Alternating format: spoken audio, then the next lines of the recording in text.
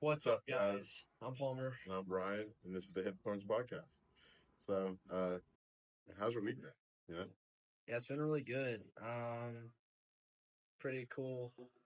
Pretty cool things have happened. I got to lead a message last week, so that was really cool. That's for sure. Um, Which it went really well. Thank you. Yeah, it was really good. Thank you. Maverick was screaming in the background, so Yeah. that's all that mattered. Well, Mabby got himself a shout out in the message. What else? What else is going on here? Yeah, I'd say that's probably the best part of it. Yeah. Give me the lowest. I'd say probably the lowest is the amount of schoolwork. Yeah. We've had a lot of schoolwork. Not super hard, just a lot. I feel that. That's real. SEU is all online, so Yeah. just a lot of assignments to do. Yeah, I was the exact same way. I just started mine for this quarter, so I'd say I guess going to your student chapel was actually gas and playing for it. It's kind of cool. Um, but I think my high of the week would probably be the Presbyterian service. Um, Playing drums for it. Definitely after playing keys for a while. Getting like a break from keys and playing drums is cool. And then also just to hear the words from people. It was cool to see people get encouraged and then also to be encouraged myself. Um, and then for me, the low is probably like the busy. It's been a long 2 weeks for me. But also like the school aspect of it has been a rough one. I need to catch up on this stuff today, actually tonight. Dude, So, even like the Presbytery service, like something that was really cool about it, other than just seeing like the random people getting words, like seeing words given to people that you know, facts. and crap, they did that. For sure. Like it's really cool. Yeah, man. It's been such a good week. So yeah, and then we're gonna get into this podcast. It's about pride. So let's get into it.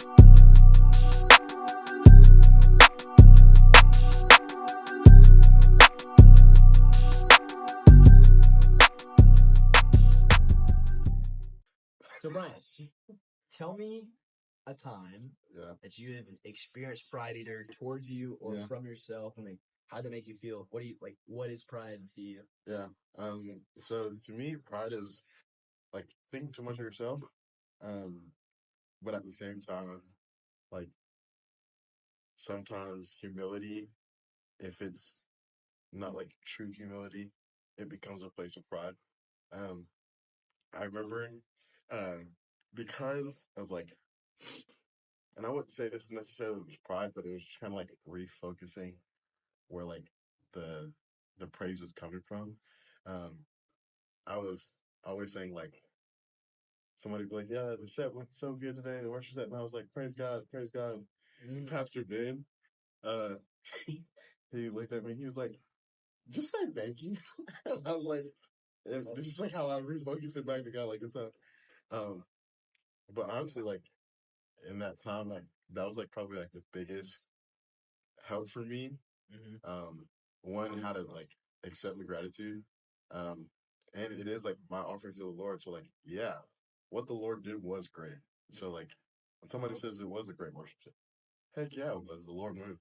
Um, and like you can also affirm that. It's like, yeah, that's exactly what it was. But I would say like that, and then like over the past year, being put in positions where um, I haven't been technically qualified, like for it. Definitely like with becoming a music director and stuff like that. Like I was not ready for it at all. And being put in that position, which was great. It was such an opportunity, but um, like being insecure, that my insecurity shot up 10 times. And like I'm a perfectionist as well.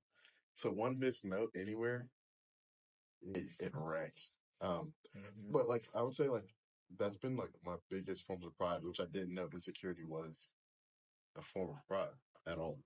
Um, but yeah, I'll say like that's probably where like I've seen pride most in my life. Um, but yeah, like what about you? Yeah, I mean, there's really like one specific story in my life that like, okay, why are you that prideful? So growing up, I've always been the youngest in the family, which means, okay, the youngest in the family is most likely going to be, not to be prideful, the most athletic. Okay. Never heard that Beg before. to differ. Sometimes my brother's a freak of nature. Yeah. But so I've always started in like almost every sports team that I've ever played on. And so I get to my freshman year in high school and I'm like expecting to start. Like the coaches just moved me to the outfield because like there was too many middle infielders. So I'm like, okay, whatever. I'm gonna make this my spot. I'm gonna do good. So like in practice, I felt like I was doing way better than people, but I didn't end up playing in games. And so I was like, all right, you know what? Like I'm not doing this anymore. So I went into the coach's office and I was like, hey, like, do you ever think I'm gonna play? And he looked at me and he was like, not until you start growing. And I was like, okay, see you never. Yeah. So not even kidding. I went and got my stuff out of my locker that night, packed it up, went out to my dad's truck, and was like, "Hey, by the way, we're transferring schools next week." Yeah. Because it had already been like on the table because I had been playing a lot already. For sure. And he was like, "Hey, listen, like if this is a real thing, we'll move schools because like if you want to do this, then we're gonna help you do it for sure." And so we got there, and that it was a Thursday night. And I went. I sat the bench the whole night. And we were winning by so much. He wouldn't even put me in. Like I was like, come on. Yeah. Are you serious? For sure. Like just put me in the outfield. They're not even hitting the ball right now. Put me in the outfield. I just want to play. Yeah. And so I went in like the game before that. So that's why I was expecting it. I was like, okay, maybe I'm gonna go in. Yeah. I didn't. So then I got to my dad's truck that night. I was like, hey, we're gonna be going to a different school Monday. For sure. And so sure enough, that was that Thursday. The next day, Friday, I went and took the entrance exam at College Hill where I graduated. Yeah. And I got in. My first day of school was the next Monday. Yeah. And immediately, I was traveling with the varsity squad. I mean, I was ineligible, but I was traveling with them and I was practicing with them the whole time. Yeah. My sophomore year, I ended up I was ineligible until March because that's when I transferred. Mm-hmm. So then I started playing varsity when I was eligible. Yeah. So like, okay, I'm good, like I should be playing, so I'm gonna move to where I can play where somebody sees how good I am, Yeah. And so like that's been one of the biggest areas of pride that I can think of as like story form. Yeah. But yeah, no, I agree with what you were saying earlier. Pride is really just like thinking so much of yourself, in a way. Yeah. But it's also the insecurity thing as well. For sure. Because what people don't always understand is like that insecurity thing. Like, no, I don't want to speak. I'm not going to be good at it. Yeah. You're trying to cover for the things that you are good at. Yeah. You don't want to see people. You don't want people to see that you're bad at something. Yeah. So then that's where the pride comes in. Where like, okay, I'm going to remain prideful and know that I'm good at this thing, and not let anybody know that I'm not going to be good at this other. But also like it's like I've learned definitely recently, like in insecurity, it is the biggest like block for like the Lord to move to see the Lord move into like where you're weak. And literally we talked about like last week of like how the Lord is like our strength and our weakness.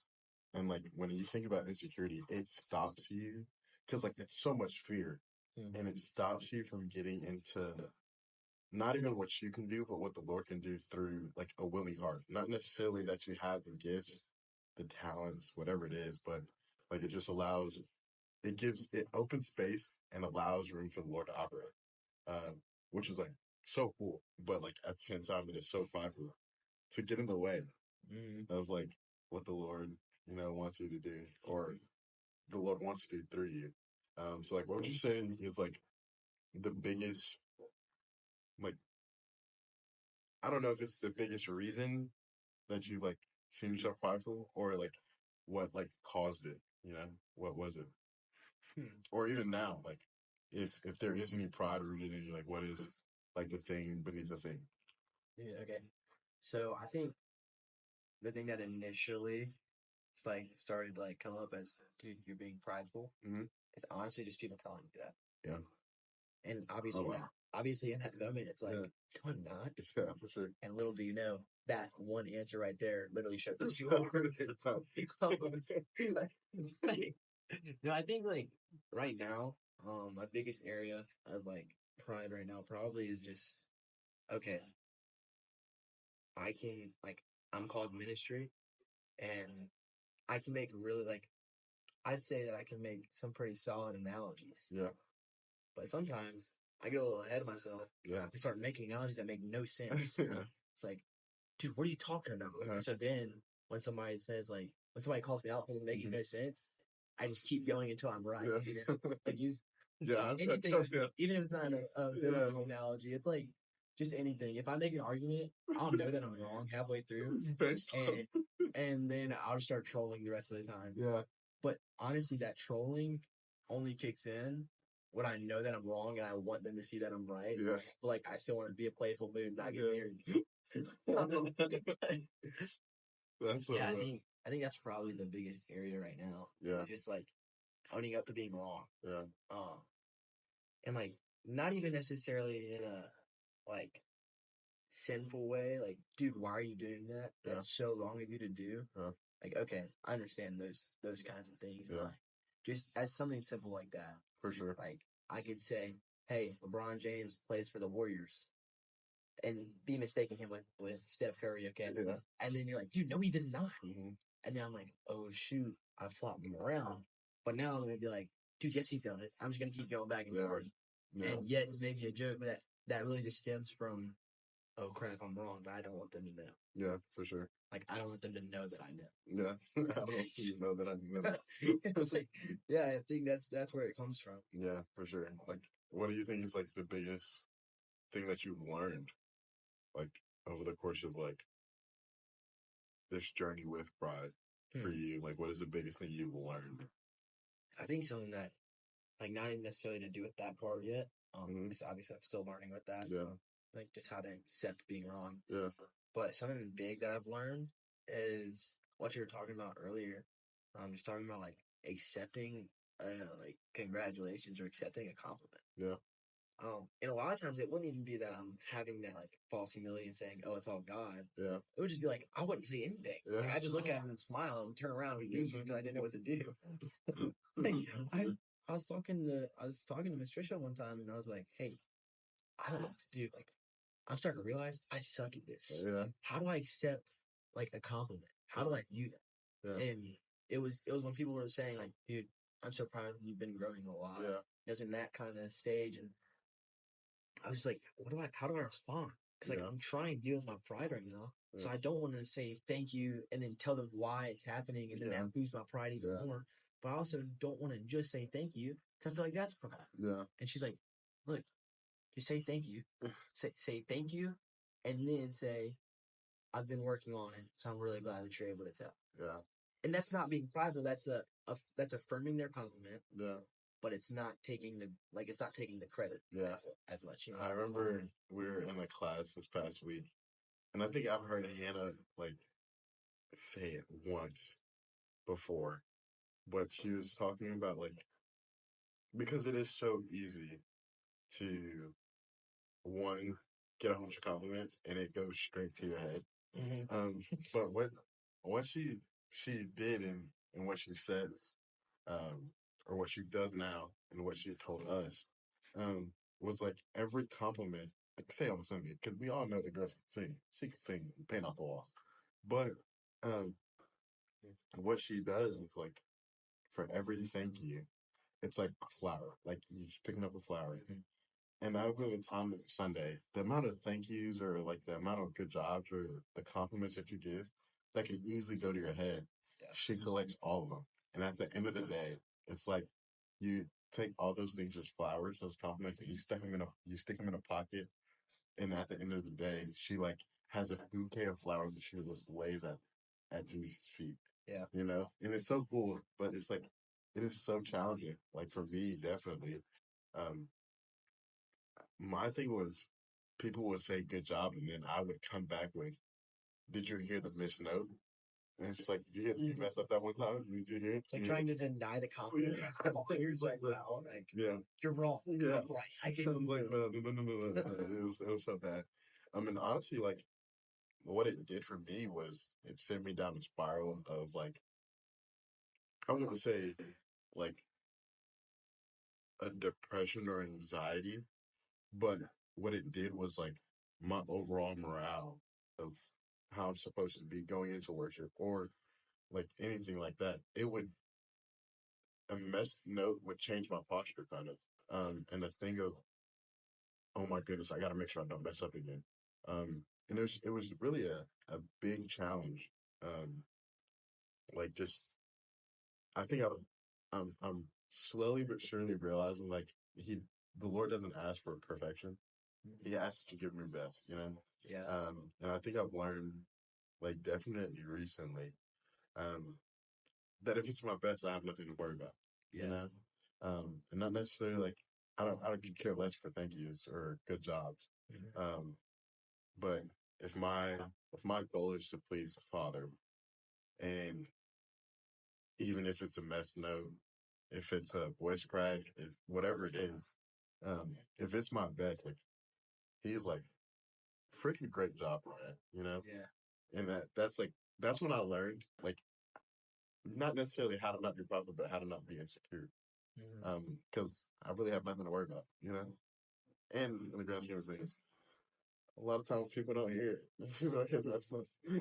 Like, for me, like, stepping into this thing of, like, okay, I'm starting to play cajon now. Yeah. Now I'm thinking start playing the student chapels regularly, which is crazy. Wow. I wasn't even supposed to play the first time. And Yeah. I jumped up there. They're like, "Oh my gosh, you're doing this now." Yeah. Oh my gosh, okay. Yeah.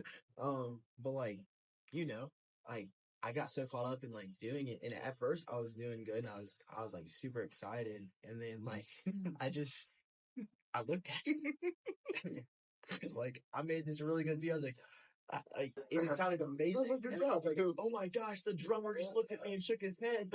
And then in my head, while I'm doing that, I just completely get off. If you don't know what a cajon is, it's like the little box that you sit on. It's supposed to be a drum for an acoustic set. And if that gets off, it kind of throws everybody off. So like, I was so caught up. I heard it too. I was so caught up in Brian giving me a compliment as a drummer. And I would start going, I'm like, I think I started doing like just a regular. I don't know what happened, bro. That was hilarious. I started following the tempo after that. Yeah. So I got back into it. But yeah, no, like, that's literally an example of pride. Like, oh my gosh, I got confident. Let's go. I'm doing really good. And then I'm just, like, I hit the wrong spot. And there's such a difference between confidence and arrogance. You know, like it's different to be like, you know, I'm confident in the gifts that God has given me. Mm-hmm. Like that right there is not arrogant at all. It's confidence. Like that's true confidence. Like, you know, the Lord has definitely given me the gift of playing an instrument. Yeah. I know this because if you give it to somebody that doesn't know how to play an instrument, it sounds horrible, you know?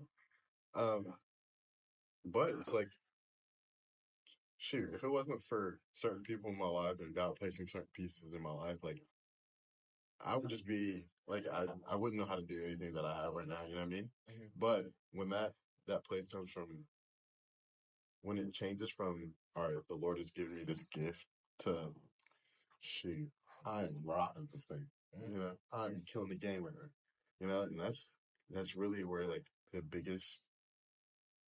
that's like the biggest greatest line, if that is the correct phrase. Like it's just such a huge gray line of like, and you don't want to teeter on it because like right when you teeter on it, it's like you're just trapped in it. But it's such a big difference between confidence and arrogance. What?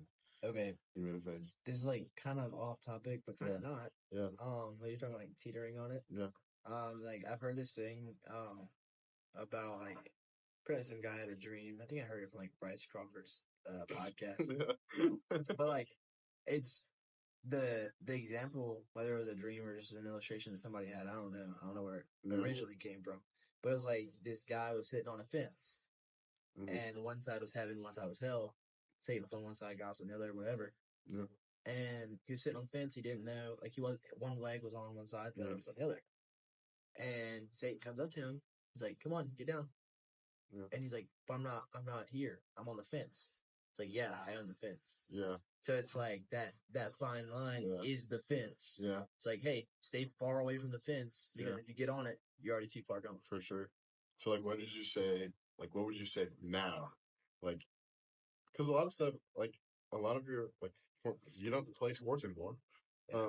That's like where it came from. Like, what do you say? Like, now, where do you see, like, you have to protect yourself, like, in your life right now? If it's having a small group for youth, if it's having, um, speaking your message, having to worry about, like, what points, and like, oh, these points are fire, whatever it is, like, what do you think is that you struggle with? And, like, I guess where do you see that, like, you're perfectly fine at, like, when it comes to, like, confidence and, like, arrogance? Like, what places what places is it hard for you? Um, nah, I guess. Hmm. I'd say honestly, the places that it's hard is like so I've spoken 4 or 5 messages. I think I think 5 total. Yeah. Uh, Much 5 for 5s, and then yeah. was this your first This is my first like long 20? first legit one. Yeah. I was supposed to do one in youth, but junior year, Sorry, Simon. 5 minutes. Yeah. It was not a 5 for 5 at all. Yeah. Yeah, Hunter came up there and kind of took it away for the next 15. It's like, hey, it turned into an altar call for 15 minutes. But yeah, no, this was like my first legit one. I think, honestly, something that really hit me while I was speaking is, and I've kind of experienced this before, like the things that you don't, like, that you're not intending people to like really like experience, I guess, like get an experience from. Yeah. Like, so you make a one-liner and they don't say anything. It's like, dude, why did I make that? Yeah. And maybe it did get somebody in there, but it's like you start to realize your intentions. Yeah. And it's like, okay, that's where that fine line is. If I feel like the Holy Spirit's put that on my heart to say, then okay, I'll put it in there. But like, I don't need to create those in my head. Yeah. Because dude, I could be so good at them, and they could be really good one-liners for like a conversation or something. Yeah. But dude, if that wasn't Holy Spirit fed, then why is it in my message? You know? Yeah. And I mean, there was one time where I did have one in there, and I feel like it probably was Holy Spirit fed because it did hit somebody. Yeah. And somebody was like, Yeah. and I heard it. I was like, it worked. Yeah. And in my mind, that wasn't the wrong perspective. Like, it was like, okay, yeah, it worked. Like, let's go. Yeah. I did good with this line. Yeah. And now looking back at it, it's like, okay, was I happy that it worked because somebody got a sweet conviction from the Lord? Or was I happy that it worked because I came up with it and it was good? Yeah. So it's kind of like, I feel like that's kind of a fine line when it comes to like preaching and stuff of like, hey, what am I making? Like, why am I putting what I'm putting in there in it? You know? Yeah. And where does it come from?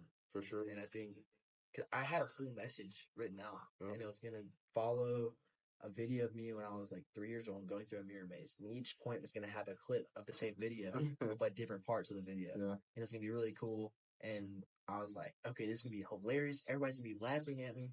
Yeah. And then like I started trying to do it again, and then I felt the Holy Spirit saying, no, like, what are you doing?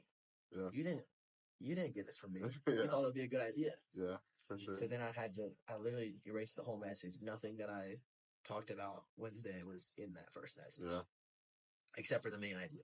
Yeah. Well, yeah. but like, yeah. Yeah, I think that's the fine line. Is like make sure you know where it's actually coming from. Yeah. What would you say that, like, because in every situation, every sin, we literally talked about it this Wednesday. It's like we're talking about relationship, but boundaries,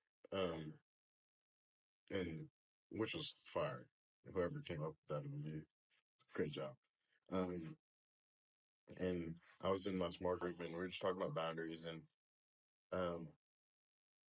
like making sure you don't get to that point again of like in sin.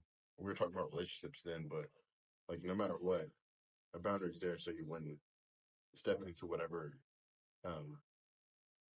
the thing that you don't want to get into is. You know what I mean? So like what do you think for you would be like the boundaries that you've put up, or like the things, like the checklist of what you have for yourself, so like you won't step into those things, or probably people around you, if it's just like your heart posture is to stand more in your word? Like, what is it for you? I think I'm gonna go back to the process of making my message. I literally Kendrick is my chapel coach, and like the way that he wants it is, hey, have it done by this time so I can give you feedback, and then send a video by this time so I can give you feedback on the video and everything. And so I was doing that, but I think he wanted the original document done by, I don't know, I think Saturday night. Yeah. I didn't have it done by Saturday night. But I told him, I was like, dude, I physically can't, because I know right now if I keep making this message, it's gonna be from me. Yeah. And so it's like kind of just realizing, hey, am I in the right mind? Yeah. Have I been in the Word? Have I been super focused on what I need to be focused on, or have I been distracted? Yeah. And it's like, okay, if I go to try to make this, does it feel right, or does it feel like I'm trying to force something? And if it feels like I'm trying to force something, then it's not time to do it. Yeah. Like, it's time to, hey, put that away for a minute, take a step back, and set your heart right. Yeah. So literally my mom had surgery, and so she had a little bit of a recovery, and she was in the hospital. Everything's good, but she was in the hospital, so my dad was staying with her. So literally the 3 nights leading up to Wednesday, literally the whole time was just me. Every night, just worship music with Alexa on volume, whatever it goes up to, echoing throughout the whole house. Like literally just running around, jumping, literally just worshiping and getting in the Word. I think that's where it really came from. And obviously, I didn't finish my message Wednesday, so even the days before, just putting the right things around me to get my heart posture right. Yeah. Yeah, for sure. And I like the way you said it wasn't the day of, it was a couple of days before, weeks before. And that says a lot to do with preparation. Because I feel like, I know for me at least, when I'm prepared, it allows me to focus on nothing but the Lord. So in those times where you could be and I'm honestly definitely as a musician, I know if I play a good old 1-4-6-5, throw some ambient pad on there, you can have some people on their knees crying, and because it sounds good, and the music does that to people. Trust me, I know that. Because I've cried to music. But I think what's so cool is that the way you prepare allows you so much to work in the spirit that it doesn't even become a thing of me, And the thing is, the Lord starts working in you beforehand, even in your story, the Lord revealed stuff to you because you are preparing for what the Lord has for you to speak for people. And if he sees you don't work for you, he's gonna, and that's what's so cool about writing a message. He'll call you out on the thing that you're writing on for sure. Yeah. And and that's what got you to change your whole message, basically, in a nutshell, even though it's the same topic. But the preparation in hand, helped you a lot. That's how it is for me, at least. Definitely. And I've only written 1 5 for 5, so I can't really speak on the message part. But musically, relationally, taking time to go before the Lord, before anything ever happens. The phrase in worship that we always use is we can't take people to places we've never been. So in that preparation, that is where the Lord convicts. And in that same way, how can we expect when it's, did you get soda in your eye? Dude, just flashed it. There's no way you get soda in your eye.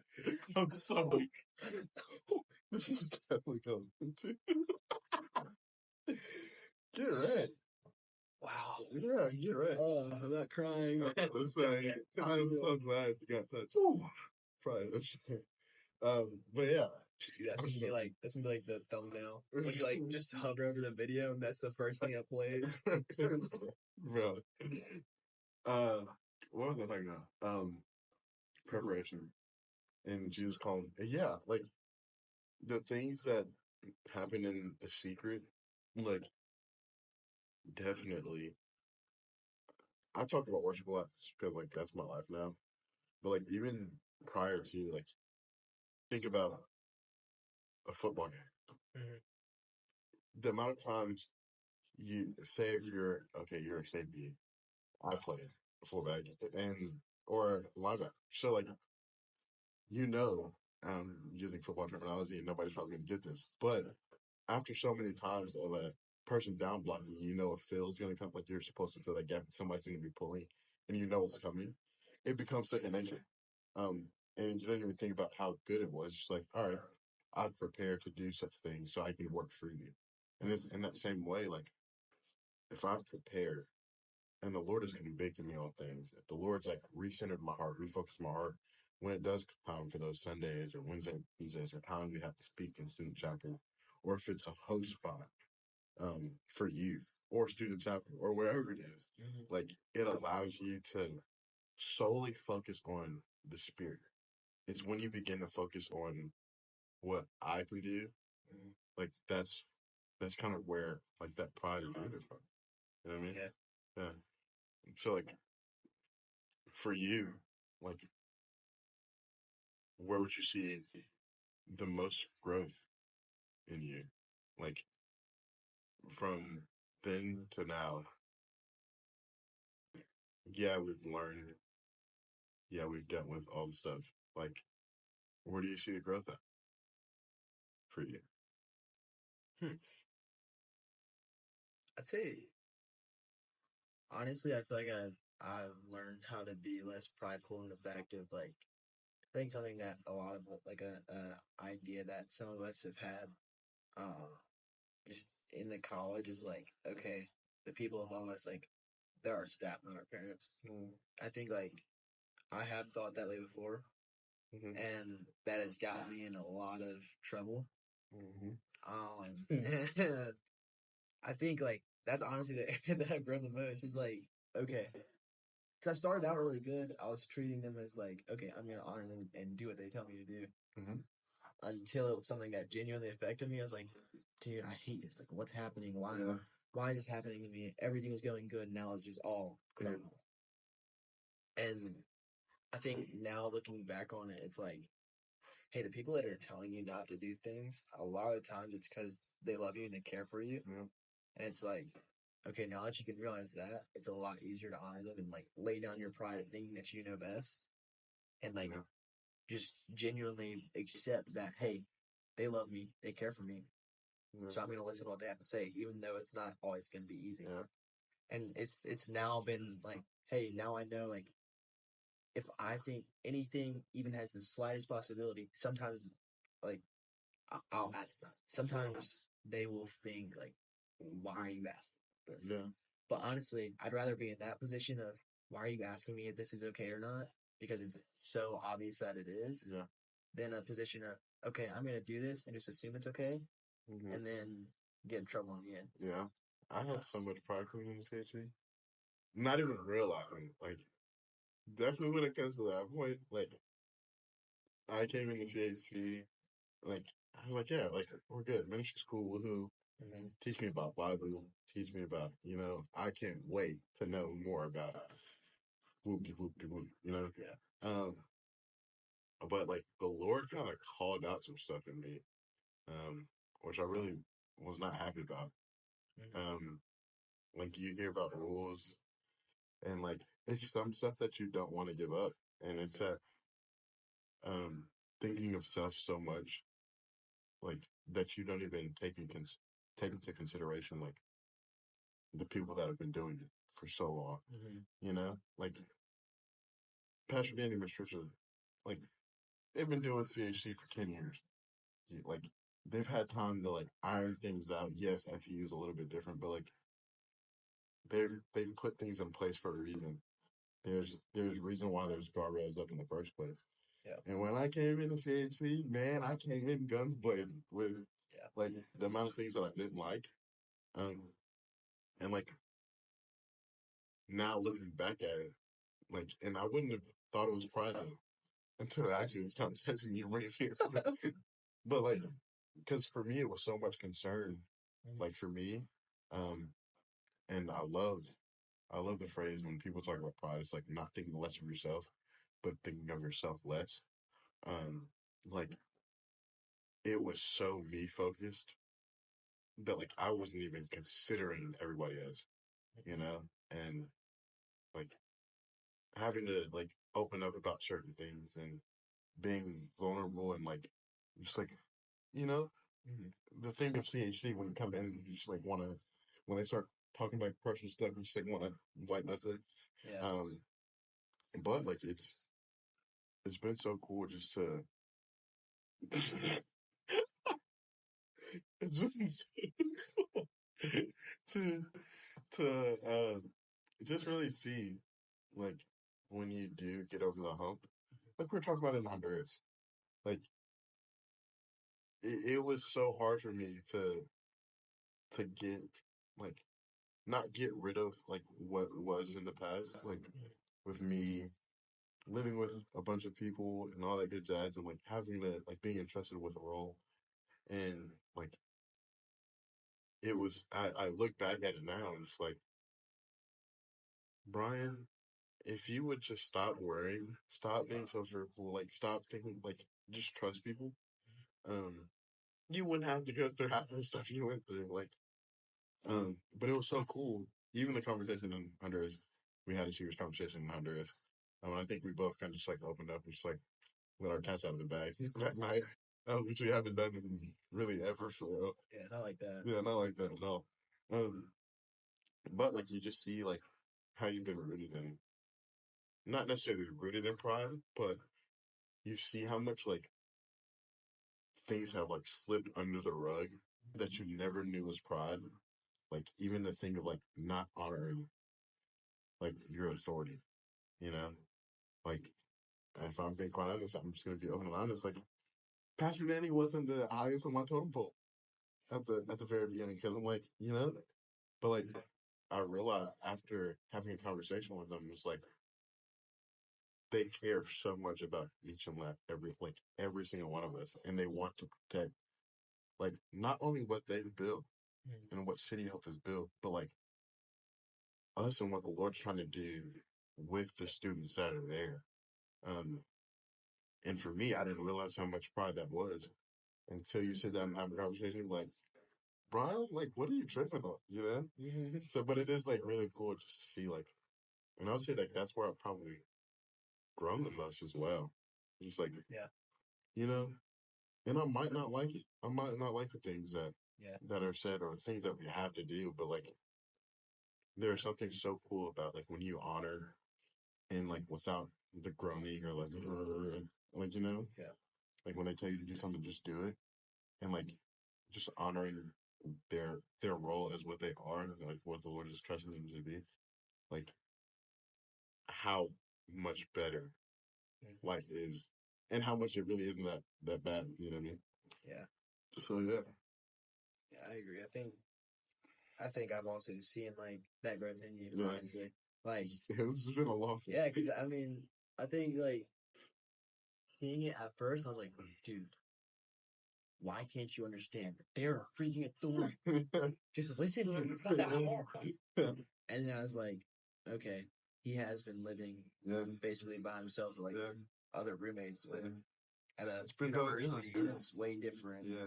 It's like, okay, I don't have all these strict rules, but it's like now seeing you being more like open to them, and it's like, okay, he's starting to get it. Yeah. Not only is he starting to get it, he's starting to honor it and be respectful of it, and then call other people out on it. Yeah, because so it's like not like calling out. Yeah, no, just be like, hey, listen, I thought this way too. Yeah, not smart. Yeah, I think that's just really cool.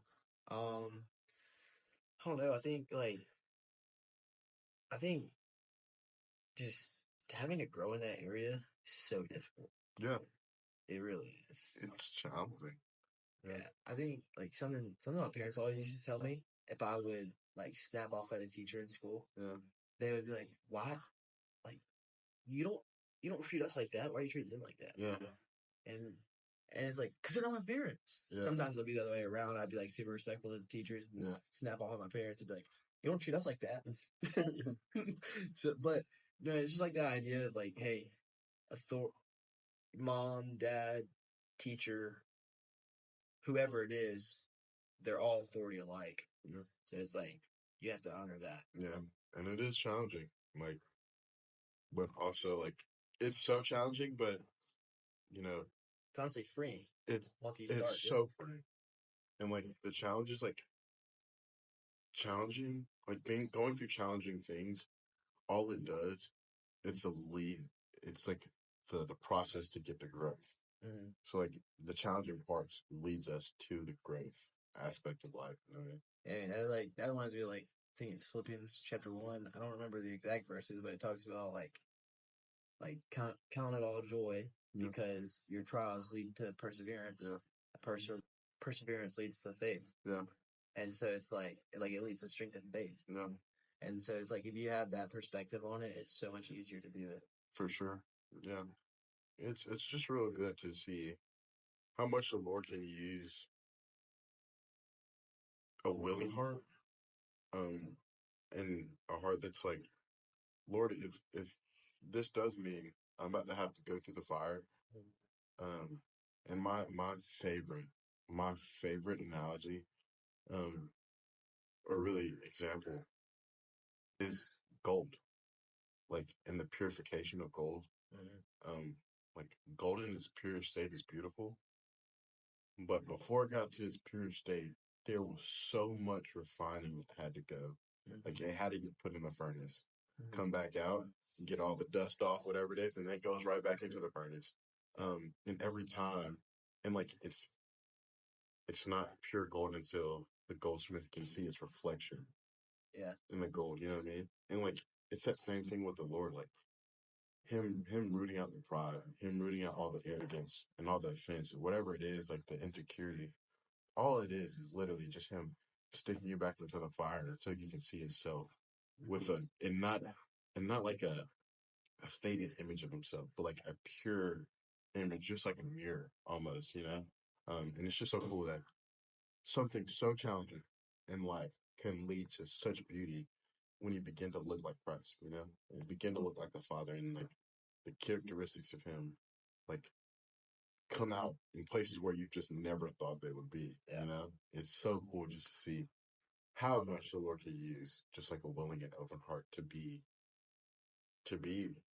if all honestly, like just the humbleness of being dirty. Yeah. So you can clean it off, you know what I mean? Yeah, like our best is filthy rags. Yeah. Yeah. Go check out It's Only Your Stuff Music. But yeah, you know, I think this is just like a good way to just close. Please, like, if anybody's watching, people are watching. If anybody's watching out there, no, but if you're watching, yes, it means I'm dead. It's like, bro, if anybody's watching, no, but if the Lord is, doing something in you, or there's some things that, the Lord's kind of like challenging you or calling you out throughout this time, like, leave a comment, you know, one for us to pray about it, but like, this is also a time where, you know, we can learn something, but also like, you know, prayer is a powerful thing, you know, and God hears all of it, but also he honors the humility to just share it with somebody, share it with a brother or whatever. So, yeah. Yeah. You want to pray us out? Please? Yeah. Dear Lord, thank you for just letting us be here and letting us just open up to each other and to the people watching. God, thank you for letting us not only open up but learn what we've learned tonight. God, thank you for just showing us where we need to grow and helping us reflect on where we have grown. You know, Psalms chapter 77 tells us to look back at the good things that you've done for us. So, Lord, in the times that we were doing that, and the times that we were, hey, this hit me really hard, and now I'm starting to think like, okay, I need to work on this. Just thank you for both of those things, Lord. I just pray that you will continue to root out whatever it is that we are doing, sinful or not, God. I pray that you will help us to control our pride. It's your name I pray. Amen. Amen. We'll see you next week for week 3 or episode 3, technically, of the Hidden Thorns podcast. Episode 3. Yes, sir.